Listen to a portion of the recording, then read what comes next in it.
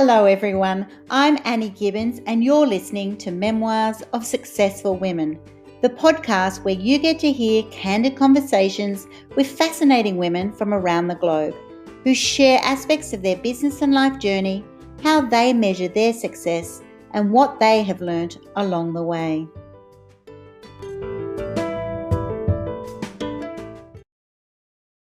Hello and welcome to Memoirs of Successful Women. Today I am introducing you to Jane Vandermeer, who is a holistic personal stylist and entrepreneur, in fact, serial entrepreneur. She's been doing it a very long time. She has two companies called Finesse Business and Style and Intuitive Whispers. And with that, you will see how her effortless style plays out throughout her successful career, which has really spanned decades since she was a wee young girl. She's also a multi-award winning Australian-made artisan with perfume oils and natural deodorants. She's all into ethical luxury so that our consumers can be feeling really happy with our conscience as we invest in products. And she's been recognized by, things like Vogue UK, for example. So welcome to the program, Jane. Thank you so much, Annie. Thank you for such a beautiful roundup. Honestly, that's so, it's sort of humbling to hear it all together like that. When you're in it, you're just in it and looking forward. So, so it's very kind to have such a, an overview of what I've done. Every woman I interview on this program is going to have an amazing introduction because that's why they're here. We're all sharing our journees to those other women and men listening into this podcast and watching it on YouTube as well. And it's all about, that's right. Often when we're in that journey, we don't even recognize that we're having all these achievements and we don't see ourselves in a certain way. And then that's right. When someone else introduces you, go, oh my gosh, is that me? I agree. Because we're so busy with our, our lists and our goals and looking forward. Yes. And we have an achievement and go, oh, yeah, great. Move on. Whereas and it's only, I find, only when I probably don't even share what I do achieve, but when I do, and people say, Jane, do you realise? And I'm like, oh, yeah. I'm friggin' kick-ass, aren't I? Well, listen, you are awesome. I mean, your career has spanned like 30 years in the fashion industry. Yeah, I know. It sounds so grown up. Sounding pretty impressive to me. And for those watching it on YouTube, I had to sort of glam myself up a little bit. I popped my red lippy on and my little shimmer green shirt because, let's face it, we all go, oh my gosh, I want to be sort of effortless with my style and so comfortable in the skin I'm in and how I show up. And then there's also the reality that many of us actually feel a bit, oh my gosh, I hope I'm good enough. I hope I present enough. Yeah. I hope is this right for me? So I'm so looking forward to our conversation today. And I know that our listeners are going to be tuning into your words of knowledge. So how about we start right at the beginning? Everyone's already got the scene that you're awesome in what you're going to be doing. We'll finish there. You've been, you obviously don't, still look beautiful. How have you had a 30-year career? When did you actually go into business? Was it straight out of school, early 20s? What made you do that? And why did you choose fashion? Yeah, great question. So I suppose I'm lucky that I always knew fashion was in my blood. It was never even a decision. I remember, at school when you have careers days thinking, well, I don't need to talk to them. And I realised as I got going that I am lucky to know that, it's hard when you don't know what you want to do with your life. So I just knew. I started my first business when I was about 16 at school, making gowns for, friends, and we were going to balls and that kind of thing back then, which was right up my alley, making pretty dresses. Yeah. I started sewing up when I was about 9, and I surpassed mum quite quickly, and then I went to quite an academic school, and any of the creative subjects I really loved, and then the love of it, and being quite self-taught as well, just the hunger to learn. And I'd go into, very expensive shops and have a look at how turn things inside out, look at how they're made. Wow. Righto, how do we do that? And then work out the steps backwards. So I suppose it's that inquisitive mind. Yeah, so then I studied fashion at RMIT, which was the best fashion course at that time. Now there's lots of options, actually. It's wonderful. And so I worked for a while. I've always worked full-time and part-time. I've always been hungry to learn, hungry to grow and improve myself and keep learning. And so I actually started a couture business straight out of college under my name, whilst working for other companies as well, and people I really, really admired in the bridal area and evening area. And I thought I'd do that forever. And I grew it quite big, and I realised along the way that women needed help putting together colours and shapes and style. And so before long, I was running little seminars and workshops teaching women. I realised it wasn't innate. And so I would then make, for corporate women, make wardrobes for them, because I'm like, oh, I can't find what I need for them, so let's just create it. And so I had a workroom and beautiful staff and all the rest of it. Oh, so I did that for a long time. Yeah. I think that is so amazing on a couple of levels. I love that inquisitive mind, because I totally connect with that. Yeah. It's like, I don't have all the skills. Haven't done the course yet, but I'm fascinated by how it works. So you're actually turning the garments inside out, going, let's look at the stitching. Let's see how they do that. On that kind of mindset, going, I've got no idea how you're supposed to do it, but let's just see if I can work it out. And I know with all successful people, they've got that kind of little edge. It's kind of like going, well, I'll check it out. I'll find out what the main theory is, and then I will just stick to it and try. And with that, there's a lot of epic fails. I'm sure you'll agree. Oh, huge. Huge.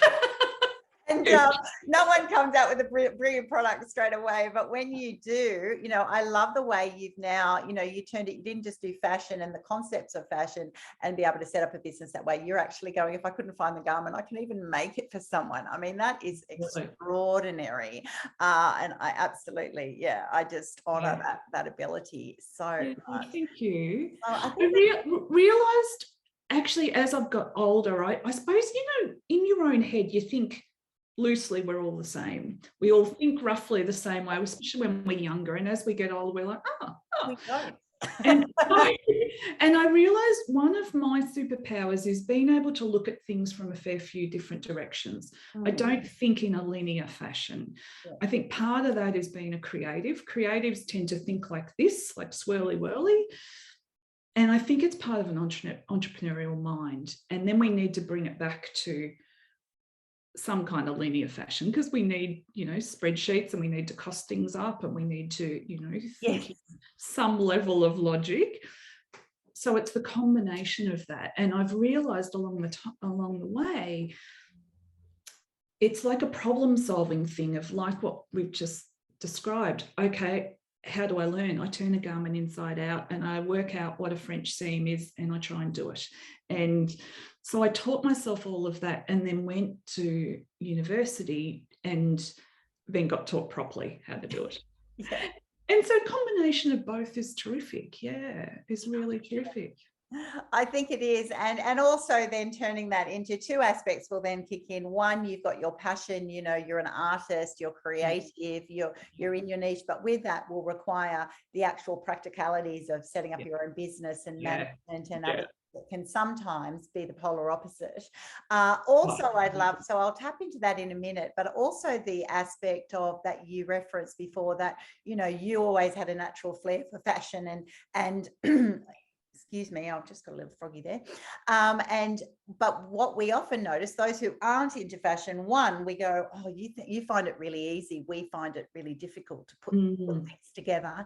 Also knowing what suits your style, your body shape, your image. We look at the catwalk and everyone is like size 2 or something and go, but that's not normal. That doesn't suit us. So there's so many factors that when you just have that natural desire and you know what works works for you and you're naturally gorgeous, then how do you sort of then help others who it's not their natural instinct? They actually have issues with their body image, and not all garments do look great. If you've got a great bust, but you look like a sack if you're in certain outfits, and therefore you need to be told to use the crossovers and different pieces.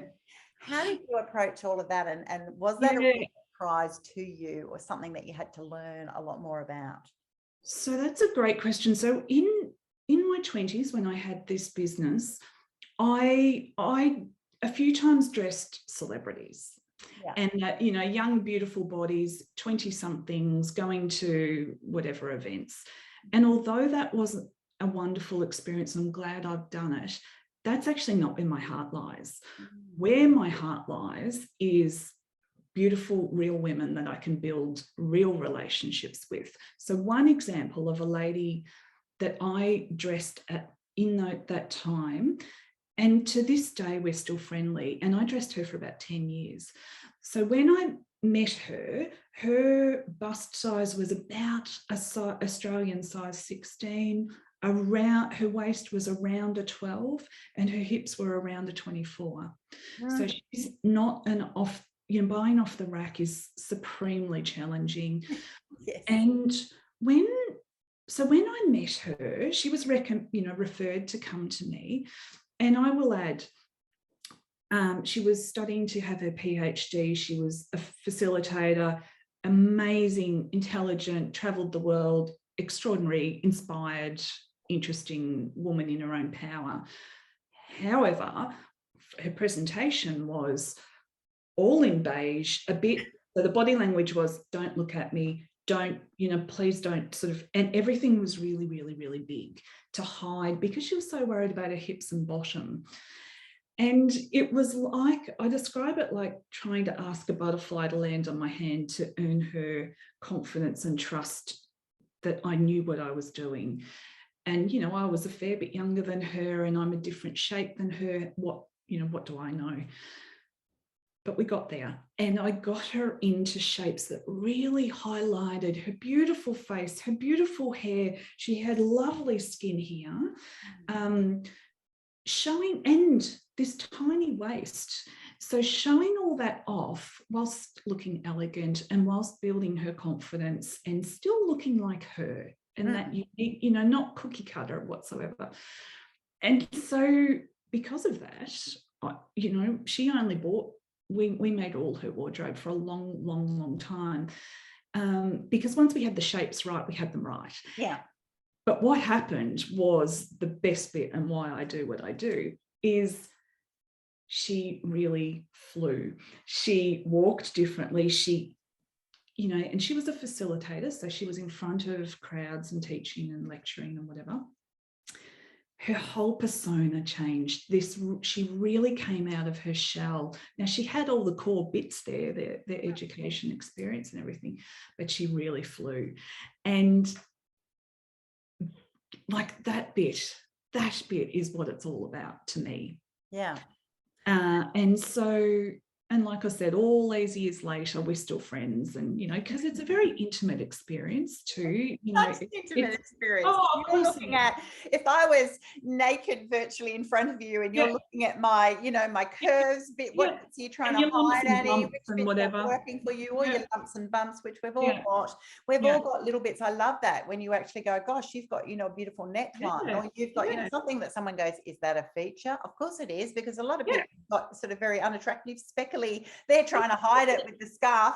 You'll pull it out, My daughters noticed this when we went to Japan, actually, years ago. I'll just do a little sidetrack of, it was really interesting, the opposite fashion, because Japanese ladies traditionally have not much bust, but they've got hot legs. And so the fashion was, these tiny little minis, showing off the legs, and then obviously, you know, quite reserved up the top, whereas my girls have, you know, you sort of virtually burst into a D straight away, and and so you're sort of like going, oh, okay, well, you know, you're the opposite way around, but you go, I'd really like to hold the legs, and so it's a vulnerable experience. Suddenly having someone, you know, you're trying to hide it, someone would reach out to someone in your line to say, help me, but I'm also very sort of almost, you know, embarrassed, uncomfortable, you know, exposed. Absolutely. So I can see why you and so what a lot of ladies say, which look, I really value, is they say, Jane, I feel like you don't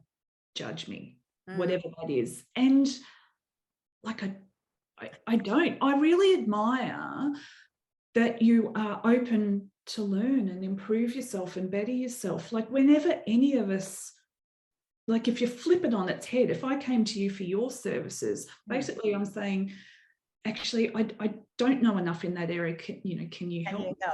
Yeah, so that's me being vulnerable. So it's the same in the reverse.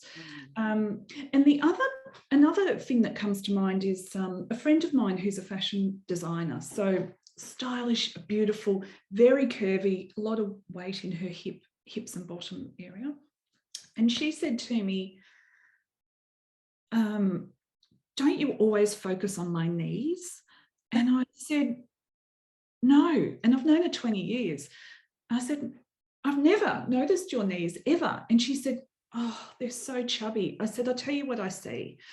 I see beautiful hair, beautiful face, eyes that sparkle. You know how to do your makeup really well. You've got great skin here and you have a great sense of style. That's what I look at. I don't look at your knees. You look at your knees. You look at your knees. You look at the bit that you hate. It doesn't matter if you think your toes are a funny shape. You think everyone in the planet notices your ugly toes. This is it. It's amazing that it's like the little tiny little freckle that you make a mountain, and that's it. You know, I've even had people going, oh, if you take a photo with someone, they go, oh no, not that side, this side, and it's like, I'm looking at you. I don't even notice. Like, it's not even about that. And it's almost like a reality check. No one else notices. No one notices. One, they actually, you know, no one's that amazing unless you're like Oprah. Perfect. We've all but also they're looking at other things. They're looking at the energy in the photo. They're looking at the are you happy? Are you smiling? Does it look like it's a good experience? There's so many other aspects. That's it. And one of the things I teach in one of my courses is I have this image of this lady looking into herself in the mirror, and I call it 150% mirror. So instead of looking and seeing yourself as you are, our eyes, for most women, not all, but most, look and go, and our minds magnify our hips, our bottom, our whatever the area is that we're worried about. And exactly right. Most of us don't look at that. We really don't.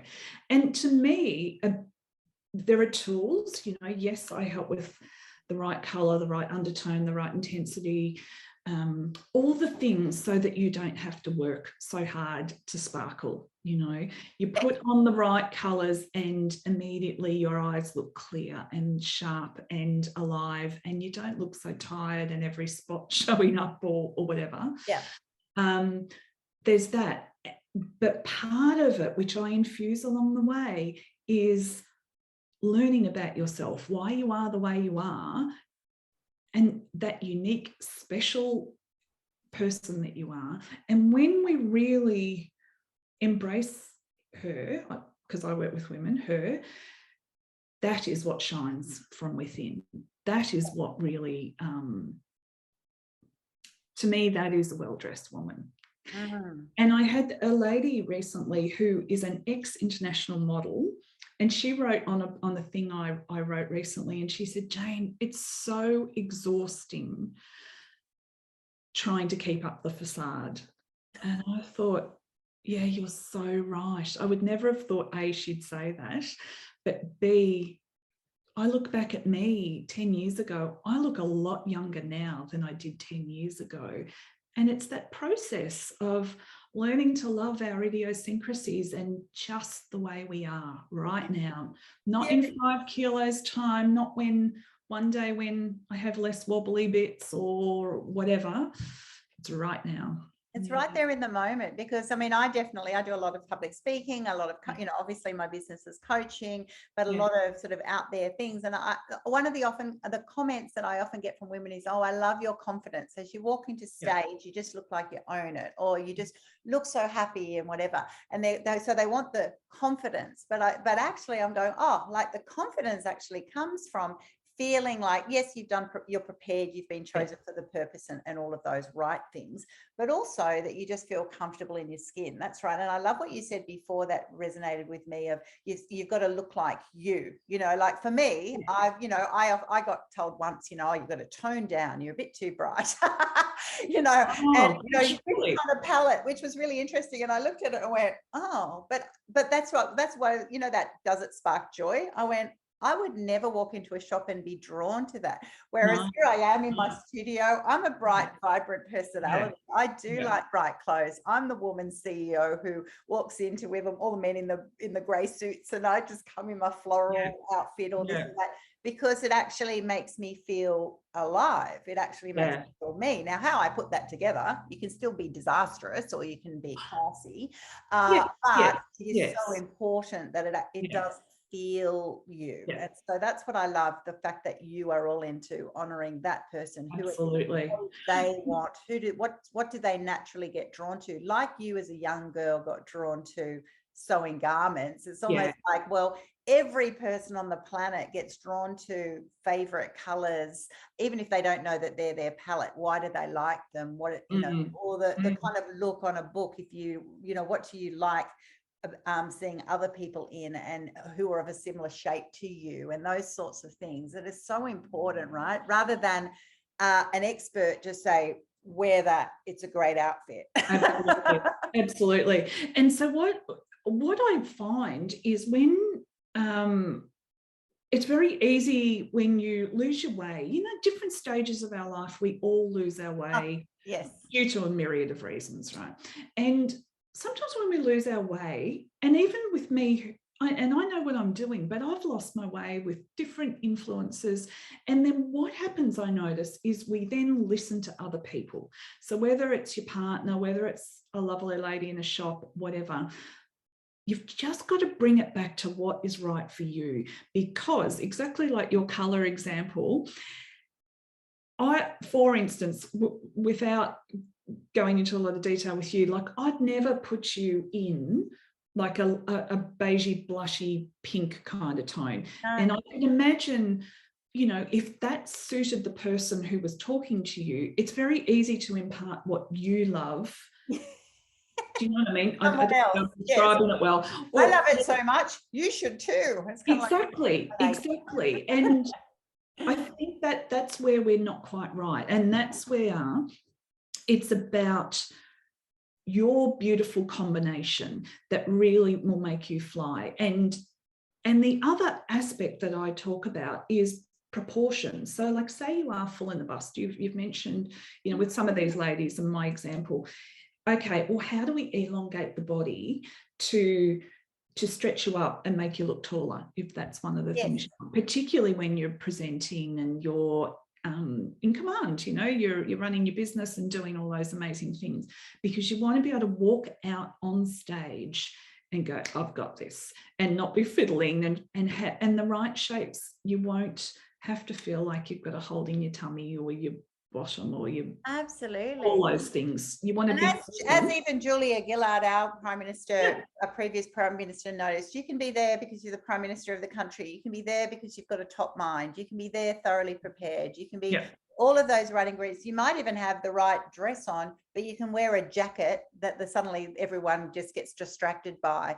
And then eventually, even if you don't care, eventually it's like, oh, well, if everyone else isn't even concentrating on what I'm saying because of this thing of, it does require a fix. There'll be other people listening in and go, I don't have to fix anything for anyone. I'm invited for my mind and I own that, and that doesn't matter. And I respect that. And I totally honor that. I'm certainly the first to say I've got positions on merit, because of who I am and what I can contribute. And it should be irrelevant, actually, what I wear. Saying that, I also do have a very feminine side, and I do want to bring my whole self to the party. And for me, it's packaged. So I think that it is a little bit of a sensitive issue, what we're talking about. It is.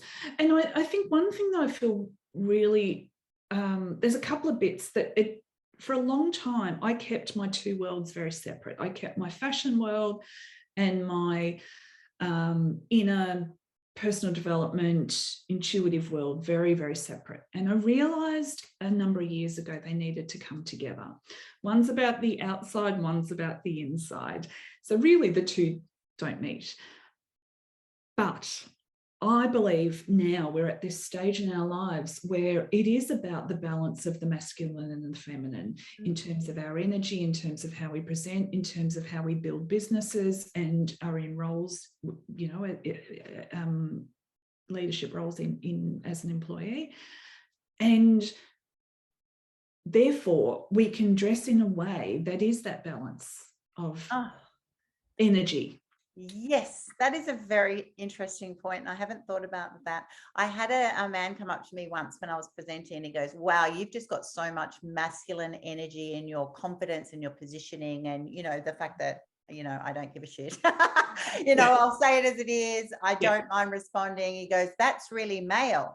But that might be another reason why, but I also then complement it with the very girly, I still at 54 do have long locks, and I'll curl them up for a presentation, or I'll wear colors, because the feminine side possibly is actually it actually is who I am, but it also balances that look. Whereas if I came in the male outfit, male sort of energy, then it's like it's just too much. Now, is it too much? It's probably not too much for me, because I don't kind of in my essence care too much, but it does matter if others don't receive it. Other people find it intimidating, because at the end of the day, you're only, getting out of it what other people receive, and if there's a value to the whole package, if you like.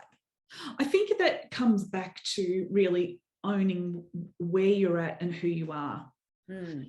And so what I do is I work with women over a longer period of time. Like I can work one-on-one and help find new outfits for presentations and do different things. But where I find real change and real guidance happens is when we work together on a longer period of time. I liken it to going to a counsellor. Going once is great, but it's going for a longer period of time, gaps in between. I give you homework, we integrate different things, and that's where the confidence happens. We work through some of the insecurities, and I show you how to dress around those. And to me, by the end of that program, that is when women tend to sit really firmly within themselves, and they've got that inside knowledge, strength, and groundedness combined with the outer color, shape, balance, fabric, all the rest of it, and they're marrying together more so. And that to me is really shining from within and sharing your what you're here to do in this lifetime. And I think it's all that's right. It is a journey with the professional that you're going to. My coaching clients would say the same, that at the beginning they're going, what do you recommend? And then they'll go, what would Annie say? What reply? Until you get to the point of, oh, I just know now, And so your clients, I'm thinking in a different way, maybe I'm drawing at this, but would be thinking at the beginning, I don't know, tell me, help me. I've got all these things. And it's kind of like, well, Jane would probably recommend, if I was at a shop, what would she pick for me, I think. And it'd be like, you know, you must get those moments months later where they go, look what I got. And I think you're so proud. I do. And that moment is just worth every bit of it. And it's at a different point for all. Yeah. And I suppose that's always been my approach, which is where I've always felt like a salmon swimming upstream in terms of my approach to fashion, styling, and everything, all businesses that I've had, is I'm about giving you the tools so that you can run and fly, as opposed to me encouraging you to be reliant on me. Yes, exactly. Which would want to be sustainable, right? You're wanting that person to actually go, hey, absolutely, your essence. You want to be able to go, you've had this service, off you go. Off you go. And I think that's why I have actually long-term lovely relationships with women, because I'm, you know, to me in my head, one is an abundant line of thinking. It is, let me help you fly. I'll give you the tools to help you fly. And we check in along the way, and it's a very personal relationship-based situation. And the other is, okay, every season, let me take you shopping. That is encouraged. It's not really encouraging you and giving you the tools. And that's why my approach is, I've flipped it on its head, really. Yeah. I love that. Let's talk business then, your business journey. What have been the biggest challenges when you start, you know, dabbling in business at, what were you, 16? And then you suddenly, you do your courses, you do the hard yards, you learn yourself, you then get the experts and information and you blend it together. But then you are launched in your profession and your natural flair, and you're in your zone, but you also now have to learn about business. What were your biggest challenges in those earlier days, and what can you recommend to those listening in who are at that startup phase? Yeah. Gosh, there's so many, isn't there? There's a few in no particular order. Keep learning. To me, small business is about the owner and personal growth. So somewhere in your busy week, keep reading, keep doing workshops and short courses, keep learning and growing and being open. Like, I look at people I you know, have mentored and taught. I've taught tertiary fashion for many years. I still guest lecture from time to time. When people are rigid in their thinking, I think that's very limiting. You've got to be a little bit open, not too loosey-goosey, but flexible, like a tree, like an oak tree. So there's that. Be aware of your costs. I think, especially as a creative, it's really easy to sort of be a bit... So imagine that. You see that on the fashion shows, sorry to digress, you know, when you're watching a movie and they go, that's, you know, it's worth such expensive silk or something and it's not quite right, so they chuck it away and have some more and have some more. And I, as a business person, going, oh my gosh, you've got to fund all that waste. Oh, look, there's a story, and you'll see with me, like, I don't drop names, that's not how I roll, but I know, you know, a lot of people in the industry, and there's one very, very famous lady, and she used to say to me, oh, we'll just tell accounts that $200 a meter fabric was $20. We'll just tell them that, don't worry. And I used to go, that matters if it's your accounts. Anyway, nothing to do with me. I thought, yeah, your battle, I'm staying out of this. But when that's your business, though, that doesn't work, because you're just buying yourself, right? It does not work at all. So I think, you know, to be aware and across, because as we know, in small business, costs can run away very, very quickly. Yes.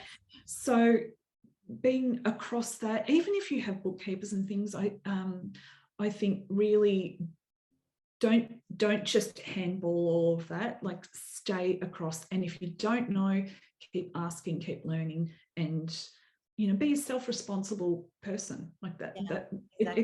It comes down to all of us being self-responsible. So I think that's a big one. And I think being able to be, like, one wonderful bit about small business is being nimble. We can chop and change and use jump on opportunities as they happen. What I found though is something I've done in the last, say, year to 2 years is I have simplified life. I have brought it right back. At one point, I had 13 different offerings across my both businesses and whatever. Like, no wonder my head gets so jumbled. And that is part of being a creative, part of being an entrepreneur. I think, oh yeah, I could do that. Whereas I think, okay, bring it back to like making sure you have time every week to work on your business, not in your business. Be strategic, bring it back. Don't worry about what everyone else is doing. Stay true to yourself. That comes down to now I don't overbook my time quite as much. I allow time constantly to allow for creative ideas, allow for reflection. Yeah. After years of working 1 million hours, a week. So I was a buyer for a long time. For 11 years, I was a fabric buyer, which was a lifelong goal. Traveled the world all the time. It was amazing. It's full on, and then actually I got very, very sick and I had adrenal fatigue. I had 2 very serious cancer scares, and I realized I needed to change things. I thought a couple of weeks and I'd be fine. Of course, it was a couple of years. My phone went on silent for 4 months just to regroup. And that's when I created Intuitive Whispers, one business, and then have redefined how I offer my styling services in a very different way. And both businesses are that more balanced view of masculine and feminine energy and a way of doing business. And I'm anti-hustle. I'm anti-push, push, push. Mm-hmm. I share my message with the world, and when needed, I act, but I don't just push randomly in a scattergun. Yeah. I think that's the word, because I think that is exhausting, and that's why one of the reasons why we get so exhausted. I don't think it helps anybody. No, it doesn't. And it doesn't help you for a start. And the evidence is when you just shared that, you had 4 months off, and I've been in contact with a lot of people who've had those same experiences. It actually is a total meltdown, breakdown, fatigue. Yeah. It's a health concern, and it's kind of like, that's right. As for those who are listening in and they're doing those early stages of business and you never stop working, there is consequence on your physical body, and it does, come back to bite sometimes when you're least expecting it, sometimes on the eve of an amazing fashion show or something else. It's likely that it's not going to time itself well, and it's amazing how your head can actually go, I'm fine, I'm Miss Invincible, and then but your body is like, actually I'm totally exhausted. Plus getting savvy about one, becoming more acutely aware of who you are and how you actually are showing up every day and how you are treating yourself and your customers. But I love what you said before, that scattergun approach. Exactly, because you're annoying those people. They're not ready for you. If someone's, you've got a very specific market, we all do, and it actually is all about, making sure that you're in front of that market. And if they're warm to that, then that shouldn't be hard. It should be. I agree. I do the same. I rarely sell, because it's kind of like, it should be that if you're doing what you do well, and it's all very, strategic, it's good marketing, placement, and all of those things, then those people will go, oh, I like that lady. They actually will come to you rather than you. Absolutely. 100% agree with you, Annie. To go, pick me. Yeah. And I think, it's a process to get to that point too. I would 100% say that. Such a process. And I think this is the thing. It's a learning, continuous learning. It's not a one day you get it. You might have a breakthrough, but then it's 2 steps back the next day till you sort of keep going, and we live in this society where when you feel rotten, or something that comes to mind is, I might get a migraine or my back or something. So you just take Panadols, or you take this, you take that, whatever. Whereas now I do the reverse. Now I make sure that I do things most days to keep me Jane. And that is priority. And when I am super Jane, that is when I give exactly what you've said. We attract the right people because we've been truly ourselves. We're not being, I liken it to, the old pinball machines where you're the ball and you're like, do, and you're trying to keep everyone happy, and you're running around like a crazy woman. I feel like I spent 20 plus years doing that, and that's okay. It's good experience, but then now I don't do that. Now life is different, and realizing you don't have to do that. And so part of this ethos is what I teach. Someone said to me once, when she finished my course, she said, "You don't write it on your website," but she said, "You teach us to love our bodies. You are like chicken soup for the soul." And I thought, oh, that's a nice compliment. That's a nice compliment. That is such a nice compliment, right? Because at the end of the day, everyone wants to just love the skin you're in, even if it's not exactly the right shape and size that you like, and you're working towards those goals. But that's right. Every day you go, okay, well, I'm actually, happy with who I am, how I'm showing up. And that will be the framework for all those other things that you're wanting to achieve. And the reality is, those listening in, and I know that some of you will go, oh, that's easier for you older ladies, who worked, we all have to work our butt off in the early days.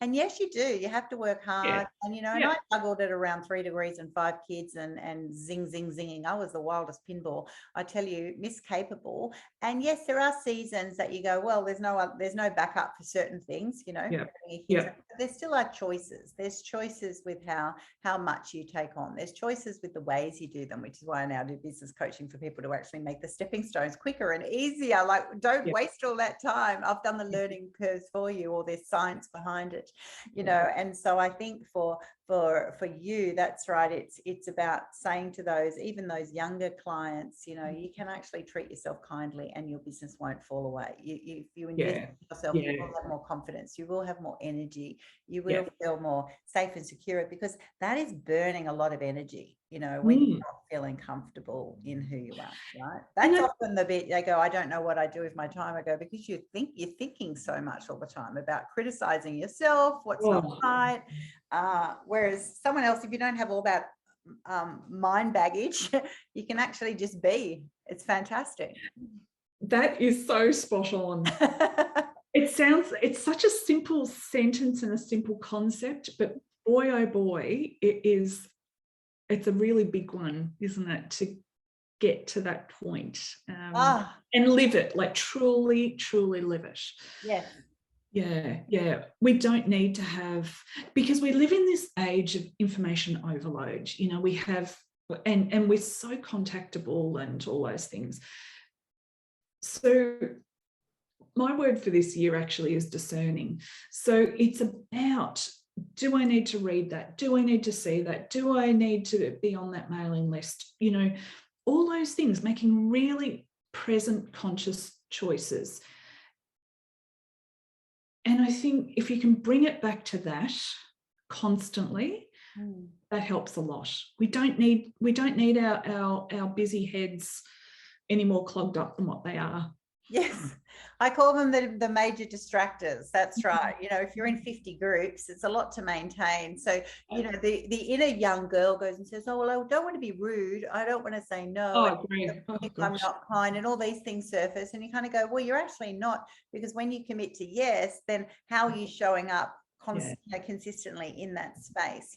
So that's it. I think we're overloaded. I love what you've done in the last couple of years of actually, and I've done the same, just actually trim it back down, consolidate, do what you do well in business and life, and actually they're all choices that you make, and it doesn't make you not nice or not kind or not helpful or whatever. It actually means that, oh my gosh, when we both show up together, I'm totally focused. I'm totally present, really present. I'm very present.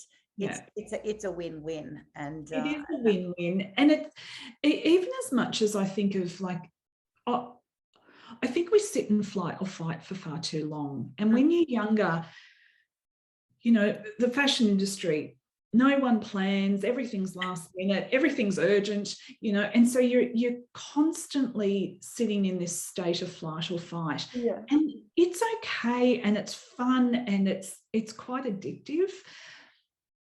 But it should be short-term bursts. It should be short-term bursts. Otherwise, you do end up with adrenal fatigue. No wonder we do. And so it was a real process to get to that point of going, how do I do this in a way that still feels right, that still feels me, that still follows my love of fashion, but not get pulled into that? How do I do it in a different way? And still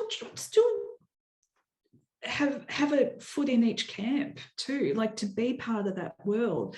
And one thing that comes to mind is, for those who are in the startup space, I remember when I first was starting up, you'd take client appointments almost any time they wanted to see you. Yes. Sunday night, 24/7. No. And because you'd think, oh, if I don't do it, and eventually I got to the point where I would not see clients, say, on a Monday, or certainly not on a Sunday. I stopped Sunday appointments, and funny things that I look back and think, oh my goodness. And so when you do that, it's amazing how they fit in. But it's you've got to sort of work through that yourself, I suppose. I'm sure you would find things like that as a coach. Absolutely. Taking back your own, setting its boundaries, actually, is what it is. It's going all in and realizing some things are for short bursts, short periods of time, and they might be necessary. Maybe you do need to be available 24/7 to, or 7 days a week until for a few months, until you actually work out your flow and you get things done. That's right. We all know, your doctor's only available certain hours of the day. Well, we all seem to manage to still get there, even and you don't cancel on that. And you don't cancel on that. You make it happen. Pay for it. And then particularly I had that learning curve, I'd be, making myself more available than I actually was. But then that did have consequences. Was I available to my kids? Did I, did they have to wait? Did they have to this? And at the end of the day, I actually went, well, what is what you value? But I did value those other things. So it's about finding your balance in that as well, and honoring your time. And that's it. Even as an entrepreneur, it's kind of like going, well, if I'm going to be meeting you at 11 o'clock at night, one, it's not good for me. But also I actually, if I was billing myself, if I had my other sort of mindset on, that's a very high rate that I'm putting on that hour, right? And so it really is, I think, a big learning curve in those early days of what's required to get yourself started, to build the framework, but what actually will you consciously try and reset, make right, so that you achieve that balance and you do look after yourself, and all of those, I've been working with very high level successful people for, a good decade plus now, and they all, it's amazing, they take their breaks, they take this, I work with a lot of doctors and surgeons, they take their sabbaticals, they write things, they have a break, they reset their mind, they refresh, they go skiing, they take days. It's kind of like going, it's actually been a really great learning curve for me. Go, wow, these are people with top minds, they contribute incredibly, and they also are very disciplined in how they actually, make sure that they are at a good operating level.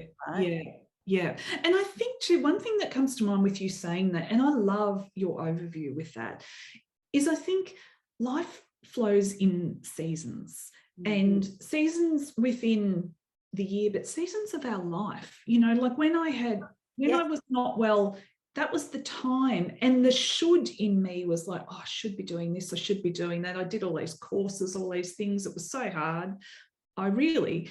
What was needed was just let go. Yes.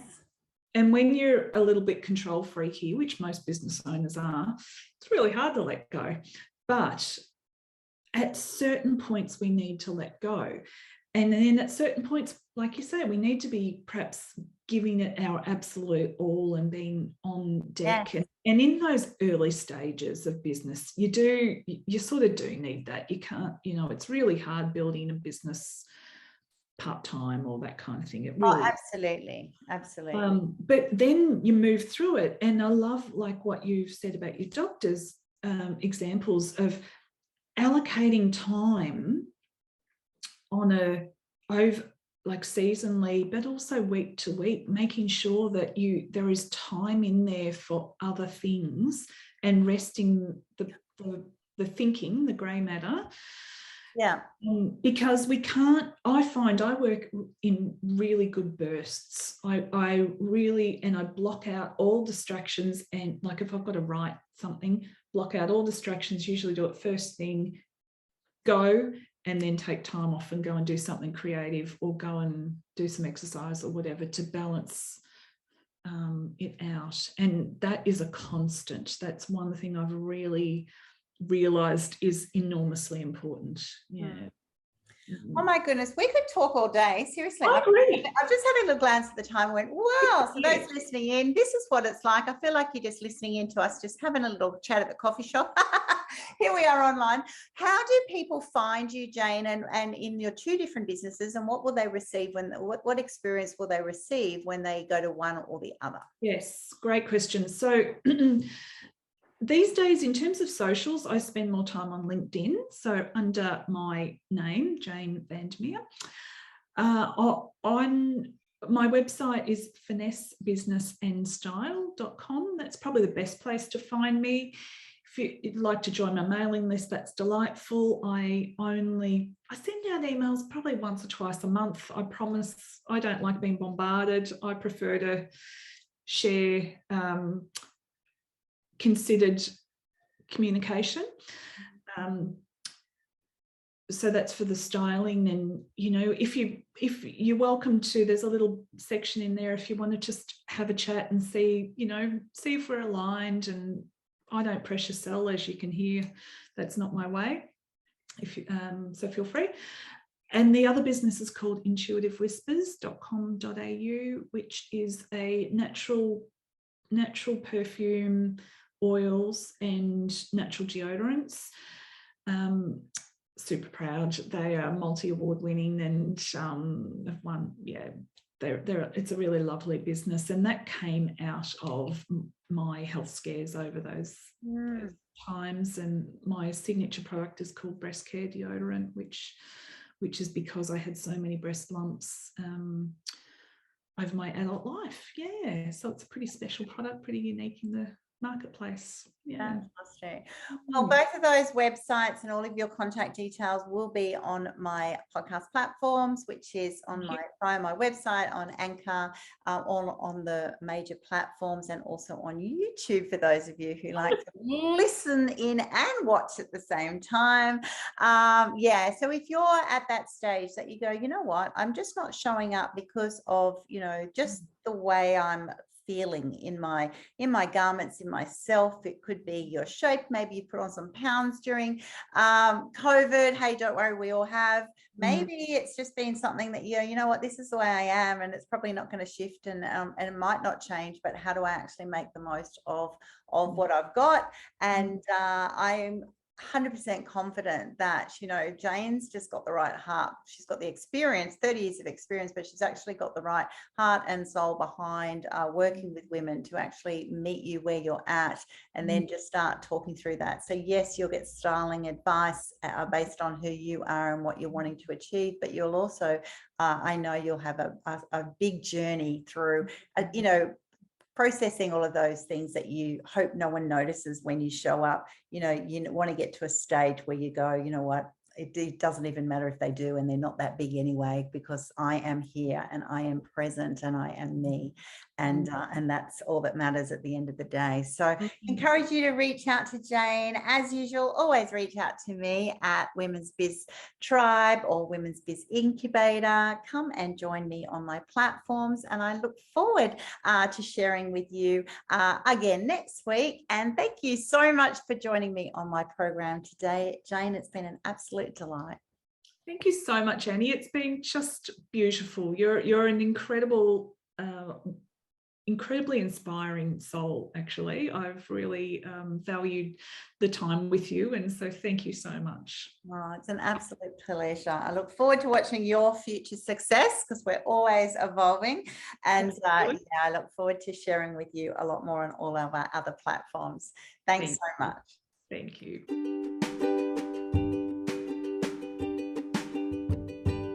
Thanks so much for listening to this episode of Memoirs of Successful Women. You can find me at anniegibbins.com, where you can download my free resources, get connected on social, and check out my online magic transformation program. If you love this show, feel free to subscribe to future episodes, and of course, share it with your friends. I'll see you again soon, and until then, happy podcasting.